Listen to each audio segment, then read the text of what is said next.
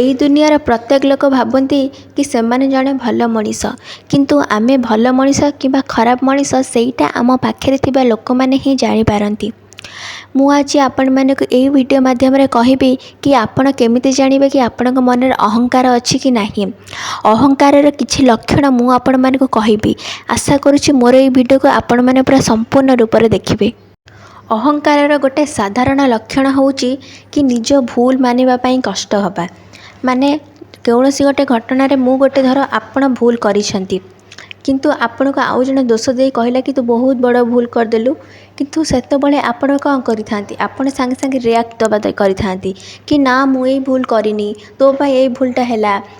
ସେମାନେ କେବେ ନିଜର ଭୁଲଟାକୁ ଦେଖନ୍ତିନି, କିନ୍ତୁ ଅନ୍ୟମାନେ ଯେଉଁ ଭୁଲ କରନ୍ତି ସେଇ ଭୁଲଟା ଦେଖନ୍ତି। କିନ୍ତୁ ସେହି ସମୟରେ ଆପଣ ଏଇଟା କରିବା ଦରକାର କି ସେହି ସମୟରେ ଆପଣ ଆପଣଙ୍କ ନିଜକୁ ପଚାରିବା ଦରକାର କି ମୁଁ କିଛି ଭୁଲ କରିନି। ଯଦି ନିଜକୁ ପଚାରି ପାରୁନାହାନ୍ତି, ତାହେଲେ ଯିଏ ଆପଣଙ୍କ ସାମ୍ନାରେ ଅଛି ତାକୁ ବି ପଚାରି ପାରନ୍ତୁ କି ମୋ ଦ୍ୱାରା କ'ଣ କିଛି ଭୁଲ ହେଇଗଲା। ଆପଣ ଏହି ସହଜ ଭାବରେ କୁହନ୍ତୁ, ଯେଉଁଟାକି ଆପଣଙ୍କର ଗୋଟେ ସେଲ୍ଫ ଆୱାରନେସ୍ ଆଉ ମ୍ୟାଚୁରିଟିର ପ୍ରମାଣ ଦେବ। କିନ୍ତୁ ଆପଣ ସେୟା ନ କରି ଆପଣ କ'ଣ କହିଥାନ୍ତି ନା ମୋ ଦ୍ୱାରା କିଛି ଭୁଲ ନାହିଁ, ମୁଁ ପୁରା ଠିକ୍ ଥିଲି, ଏଇଟା ଅନ୍ୟମାନଙ୍କ ପାଇଁ ହେଲା। ଆପଣ ଏହା କହିକି ଆରମ୍ଭ କରିଦେଇଥାନ୍ତି, ଆଉ ରାଗିବା ଆରମ୍ଭ କରିଦେଇଥାନ୍ତି, ଆଉ ନିଜ ବିଷୟରେ ଏକ୍ସପ୍ଲେନ୍ ଦେବାକୁ ଆରମ୍ଭ କରିଦେଇଥାନ୍ତି। କିନ୍ତୁ ଏମିତି ଆଦୌ କରିବା ଠିକ୍ ନୁହେଁ। ଅହଙ୍କାରର ଆଉ ଗୋଟେ ବଡ଼ ଲକ୍ଷଣ ହେଉଛି କେହି ଯଦି ଆମକୁ କ୍ରିଟିସାଇଜ୍ କରେ ସେଥିପାଇଁ ସାଙ୍ଗେ ସାଙ୍ଗେ ରିଆକ୍ଟ କରିବା। ଯଦି କିଏ ଆମକୁ କୌଣସି କାମ ପାଇଁ ଆମକୁ କ୍ରିଟିସାଇଜ୍ କରେ, ଆମେ ସାଙ୍ଗେ ସାଙ୍ଗେ ସଡନ୍ ରାଗିଯିବା ଆଉ ତାକୁ ବହୁତ କଥା କହିଦେବା। ଯଦି ଆମକୁ କେବେ କୌଣସି କାମରେ କିଏ ଯଦି କ୍ରିଟିସାଇଜ୍ କରି କହୁଛି, ଆମ ଭଲ ପାଇଁ କହୁଛି କିମ୍ବା ଆମ ଖରାପ ପାଇଁ କହୁଛି, ତାହେଲେ ସେତେବେଳେ ଆମେ ଚୁପ୍ ରହିଯିବା ଦରକାର। ନହେଲେ ତାକୁ ପଚାରିବା ଦରକାର ଯେ ମୋ ଦ୍ୱାରା କେଉଁ ଭୁଲ ହେଲା। ଯଦି ସେ କହିଦେଲା କି ତୋର ଏଇ ଭୁଲ ହେଲା, ତାହେଲେ ଆପଣ ଚେଷ୍ଟା କରିବେ ଆପଣଙ୍କ ନେକ୍ସଟ ଟାଇମ୍ ପାଇଁ ସେଇ ଭୁଲକୁ ନ କରିକି ଆପଣ ଇମ୍ପ୍ରୁଭମେଣ୍ଟ କରିବା ପାଇଁ। ଆଉ ଗୋଟେ ଲକ୍ଷଣ ହେଉଛି ଯେଉଁମାନଙ୍କ ମନରେ ଅହଙ୍କାର ଥାଏ ସେଇମାନେ ସବୁବେଳେ କ'ଣ କରିଥାନ୍ତି ନା ଚାହିଁଥାନ୍ତି କି ସେମାନଙ୍କୁ ଅନ୍ୟମାନେ ପ୍ରଶଂସା କରନ୍ତୁ। ସେଥିପାଇଁ ଦେଖିବେ ବହୁ ଝିଅମାନେ ଅଛନ୍ତି, ଯେଉଁ ଝିଅମାନେ ବହୁତ ସୁନ୍ଦର ହେଇଥାନ୍ତି, ମେକଅପ୍ ଲଗେଇଥାନ୍ତି, ଭଲ ଭଲ ଇୟରିଙ୍ଗସ୍ ଲଗେଇଥାନ୍ତି, ଲିପଷ୍ଟିକ୍ ବି ବହୁତ ଭଲ ଲଗେଇଥାନ୍ତି, ସେମାନେ ଚାହାନ୍ତି କି ଆମକୁ ସବୁବେଳେ ଆମ ସୁନ୍ଦରତାକୁ ନେଇ ସମସ୍ତେ ପ୍ରଶଂସା କରନ୍ତୁ। ଆଉ କେତେଜଣ ଲୋକ ଅଛନ୍ତି ଯେଉଁମାନେ ନିଜକୁ ପ୍ରଶଂସା ପାଇବା ପାଇଁ ଲୋକମାନଙ୍କୁ ସାହାଯ୍ୟ କରନ୍ତି, ଆଉ ସେଇ ସାହାଯ୍ୟ ଯାହା କରିଥାନ୍ତି ସେମାନେ ଫଟୋ ଉଠେଇକି ସୋସିଆଲ ମିଡ଼ିଆ କିମ୍ବା ହ୍ୱାଟ୍ସଆପ୍ ଷ୍ଟାଟସ୍ କିମ୍ବା ଷ୍ଟୋରି ଦେଇଥାନ୍ତି, ଯେମିତି ଅନ୍ୟ ଲୋକମାନେ ସେମାନଙ୍କୁ ପ୍ରଶଂସା କରିବେ। ଯେଉଁମାନଙ୍କ ମନରେ ଅହଙ୍କାର ଥାଏ ସେମାନଙ୍କ ମଧ୍ୟରେ ମଧ୍ୟ ଏଇଟା ଗୋଟେ ସାଧାରଣ ଲକ୍ଷ୍ୟ ଦେଖିବାକୁ ମିଳିଥାଏ କି ସେମାନେ କେବେ ଚାହିଁନଥାନ୍ତି କି ସେମାନଙ୍କ ଠାରୁ ଆଉ କେହି ଆଗକୁ ଯାଇଥାଉ କିମ୍ବା ସକ୍ସେସ୍ ପାଉ ବୋଲି। ସେମାନେ ଯଦି ଦେଖନ୍ତି ତାଙ୍କ ସରାଉଣ୍ଡରେ ଯିଏ ଯଦି ଟିକେ ସକ୍ସେସ୍ ଆଡ଼କୁ ଗଲା କି କିଏ ତାଙ୍କଠାରୁ ଯଦି ଟିକେ ଇମ୍ପ୍ରୁଭମେଣ୍ଟ କଲା, ସେମାନେ ସାଙ୍ଗେ ସାଙ୍ଗେ ସେମାନଙ୍କୁ କ୍ରିଟିସାଇଜ୍ କରିବା କିମ୍ବା ନେଗେଟିଭ୍ କରି କହିବା ଆରମ୍ଭ କରିଦେଇଥାନ୍ତି।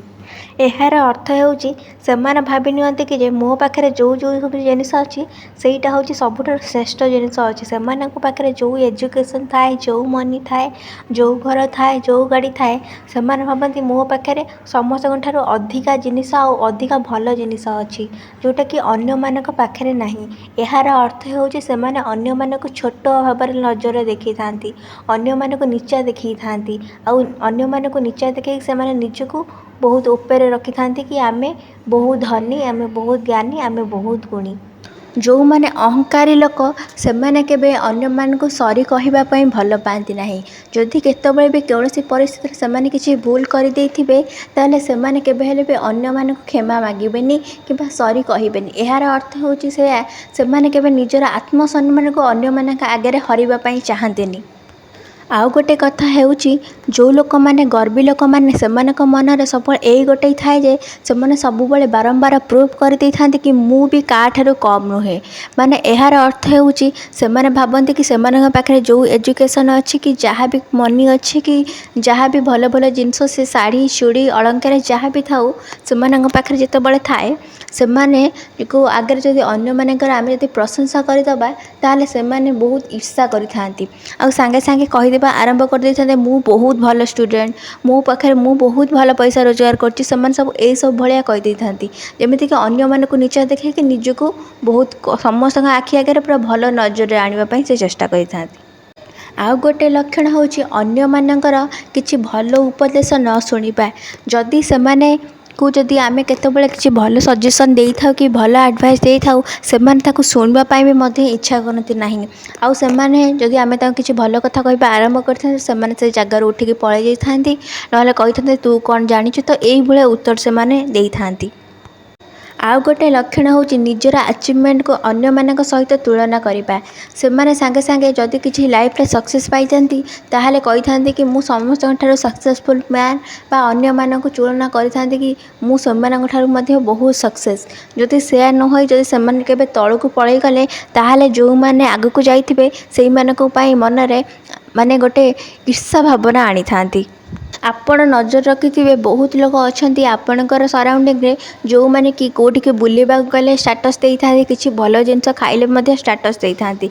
एहार अर्थ से माने शो करि थांती कि सेमानकर स्टेटस को देखै थांती सेमानकर पैसा इनकम को देखै थांती आ सेमानकर एजुकेशन को मध्ये देखै थांती। जदि केबे एजुकेशन जदि भलो मार्क्स रखिछंती सेमान देखै थांती। एहार अर्थ होची सेमाने निजे गर्व आ अहंकार पाई सेमाने चाहते कि लोक माने ताको अधिका भलो नजर रे देखिबे सेति पई से एमाने सेई सब काम गुडी करि थांती।